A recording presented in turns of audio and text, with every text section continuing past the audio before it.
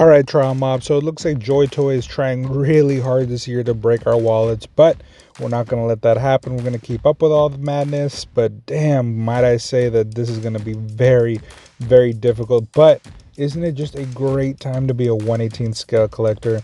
We have choices, we have brands, we have all different kinds of IPs, and they're coming out like a floodgate. So let's go ahead and break down some of the news that you guys are seeing on screen that I'm pretty sure you guys are itching to find out about.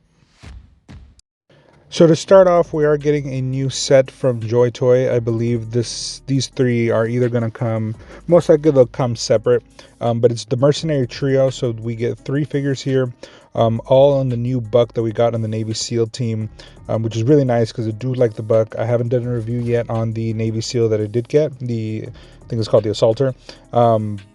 It's a really nice buck, and I'm really happy that they're using it here.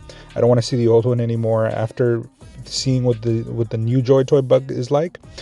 Definitely got to keep making stuff. So from left to right, I do like all 3 of them. The one in the middle though, in the black, just seems a little out of place. I kind of wish he would have had more the overall aesthetic of the ones on either side of him, but still, if these do come in a single pack, I'm definitely going to be picking up the 2 on the outside. Now, as you guys know, there have been some legit improvements on the new buck, and they are definitely on display here. As you can tell, getting them into a kneeling position is not a problem at all. The guns look really nice on these ones, by the way. So because these are mercenaries, I imagine they're going to have slightly different weapons than we would get on actual military figures, right? Because these guys probably have a lot of custom pieces to them. So far, I'm loving what I'm seeing in terms of the weaponry. Again, not feeling the guy in the middle. I'm not sold by that. Let me know if you guys are sold by the guy in the middle. But the 2 on the outside, I think, are going to end up being a must-buy for me. So here we have Mercenary Khan, and as you can tell, that buck by itself, it's got the wider shoulders. I really like what they got going on there. And then the forearms have that armor.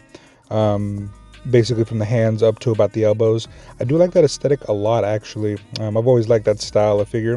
Kind of reminds me of some of the Acid Rain stuff, but as you can tell, everything is basically removable. The vest, the holster on the side piece, and he does come with a pistol, an assault rifle, and a couple of extra hands, which that is actually what we've been seeing a lot lately with a lot of these Joytoy figures. Now here we have Mercenary K, and this one seems to be the one that comes with the most overall. So again, we are seeing the black jumpsuit, the white shoes, which again, I'm just not exactly sure what they were going for here. But it does come with a riot shield, it does come with a helmet, it does come with, it looks like maybe 3 weapons. I see the pistol, I see the assault rifle, and then I can't tell what's that to the right. Maybe one of you guys can tell me. And then the 4 different hands. So not a bad setup. Probably the one that's going to be the most bang for your buck considering what it comes with, and it's probably going to cost the same amount. It's just going to be on you whether or not you care about this style of figure. Now, of course, with a name like Johnny, this mercenary is going to be the one that comes shirtless, but these guys are pretty cool, and I do like this one as well. As you can tell, it does come with the same, more or less same setup, different gun, but we do get a scarf here and a hat, so that is going to be something that's cool. Now, it doesn't seem like there's enough modularity here for me to buy multiple of these guys, but if I do end up, it's probably going to end up being Johnny, because at least you can kind of give, you know, one no scarf and hat and the other one a scarf and hat, and that'll make them look different enough. That's the one thing that I'm hoping we'll see in the future, a lot more helmets or just stuff to cover the face so that you can buy multiple of the same figure, because a lot of these are basically single purchases unless you don't mind having 2 identical looking figures on the field. Now this right here is something different than what we've seen before. It's called the Suited Assassin. Now, I don't know, maybe they're taking a little bit of inspiration for something like Matrix, or maybe they've been watching some John Wick. But this is actually really badass. I think the helmet looks just the slightest bit too large, but I do like the suit and the sword overall.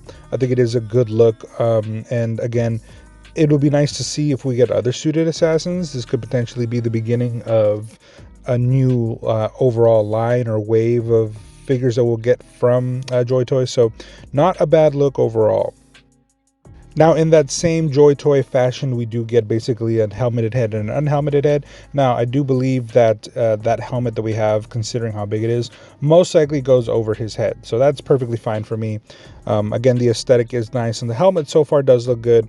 But again, just be mindful that it does look a little bit on the large side.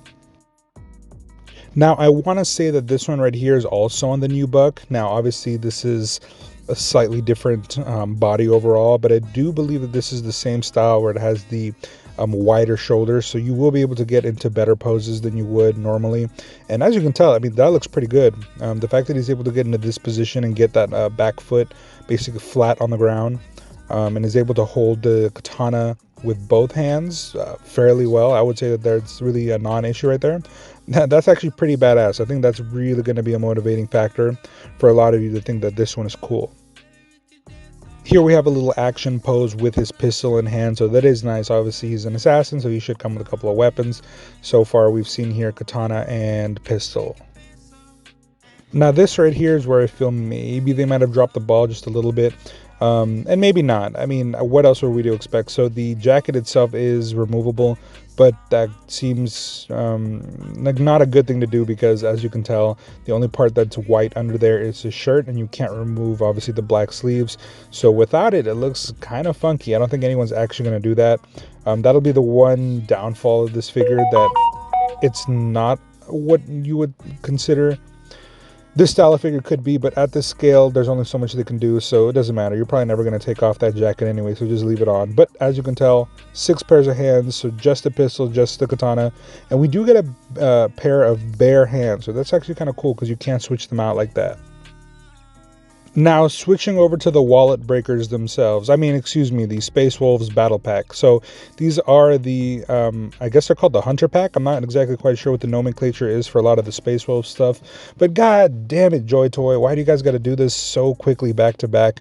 I mean, I'm in love with what I'm seeing here. If you guys didn't know, my very first Warhammer army was Warhammer 40k, and it was the Space Marine specifically. So I've always liked the whole wolf thing and the whole Viking look, so these guys are really badass. It looks like these guys are basically a lot like the intercessors that we are going to get. I guess this is the Space Wolves version, and as you can tell, there's a couple of trinkets, a couple of different pauldron shapes, a little bit of some of the sigils. I mean, there's definitely some changes here, and of course, as I've mentioned before, as we go from army to army, we are going to get different style heads, as you can tell here. A lot of that Viking look, the orange hair, definitely something that's really badass for me. And then, of course, here we have them all in actual poses with their weapons.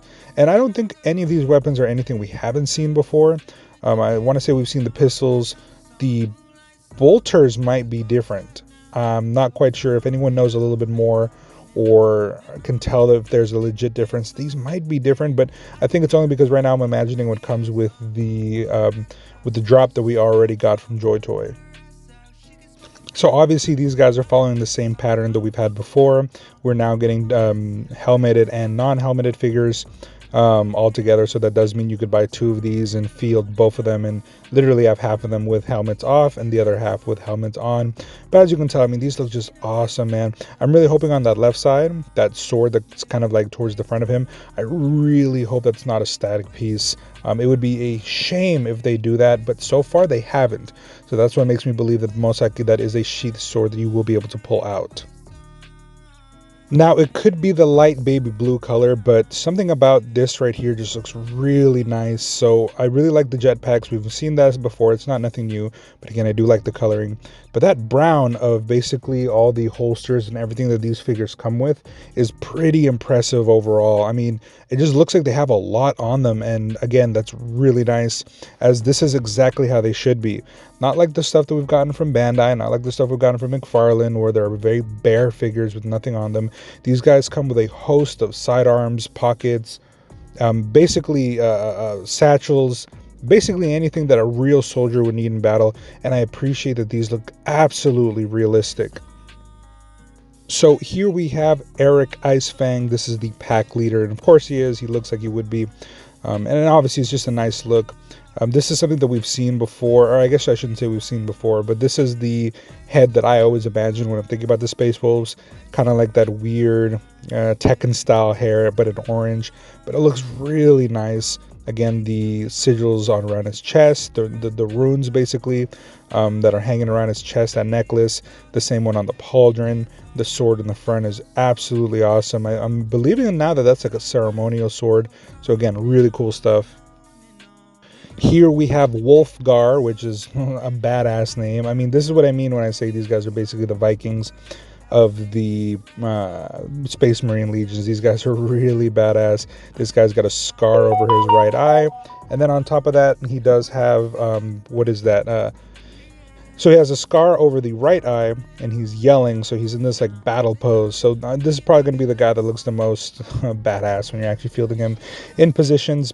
But still, again, very cool looking. This guy comes with a few less things around his chest. I don't see the rune on the left pauldron either, so he doesn't come with any of that. But as you can tell, he does come with all the satchels and all the other pieces around his waist, as he should. Now, this one right here is named Kjarl, or Kjarl. So is it Kjarl? Jarl? Regardless, another badass. This one's bald, but a big beard, which we haven't seen in any of the other figures before. Again, these guys are supposed to be the Vikings, so we're going to see beards and crazy hair and things like that, which is very nice. And then this guy does come with a few more of those trinkets, the wolf tail on the left knee, and then the sigil around his waist. So again, a lot of little things that make big differences overall, because again, this buck is basically exactly the same as some of the intercessors we're about to get, but all those little differences that you see there do a really good job of making it feel more unique per unit. And then last but not least, we do get Barrick, which I want to say his helmet or his face sculpt seems like the most tame out of everything we've seen now, but still, you know, lighter colored hair. He's not blonde. And he does have a little bit of that mechanical scarring where he's probably taken a bullet to the head and they needed to patch him up with some metal. So that's really nice. That just goes to show you how absolutely hardcore a lot of these figures really are. Now, if it wasn't already badass enough that we were going to be getting a whole nother faction in terms of the Space Marines, we're also getting another war suit. Basically, this is going to be the Space Wolves Battle Pack and Invector Warsuit. So basically what we've seen before, the Invector Warsuit, but this time it's going to be the Space Wolves version of it. And as you can tell, very, very badass looking. It looks, I can't really tell the differences. I want to say this one comes with a pistol and the other one doesn't. And of course, it's also on top of that going to come with a different pilot that'll be going inside of it. And this is a lot like what we've already seen. Like I've mentioned before, there's not many differences now between things like specialty units and things like that was where you'll probably see the most difference. But if not, it'll basically be a lot like what you got before, just with minor differences, maybe a gun, maybe some sigils, maybe, you know, a couple of emblems. So still very badass looking. And if you do like this kind of paint job, which I love this paint job, it's definitely something that I'm going to want. And then there you go at the bottom right, you can see the actual figure that it comes with. I think later we'll get better photos of that and I will post them. But as you can tell, really nice look to it overall. I like the blues, but that pilot just looks really badass. And he comes with a few, as you can tell, blades and things like that. So I can't wait to see what these guys actually look like in hand. Now here we get some back shots, and as you can tell, it's a really bulky figure. Something about this one looks bulkier. I don't know if it's just because it has, I think that's a gun on the left hip right there. I don't know what it is, but something about this one looks bulkier than the Invictor Warsuit that we got before. But it could be wrong, but it's a nice shot overall and does let us see more details of this figure and how mechanical it's going to look and feel. All right, and now here we have an actual action shot of it, and I think it looks really nice. And yep, the gun does go on the left hip. Now, remind me if I'm wrong. I'm going to have to go ahead and double check this later, but in the comments you guys can let me know.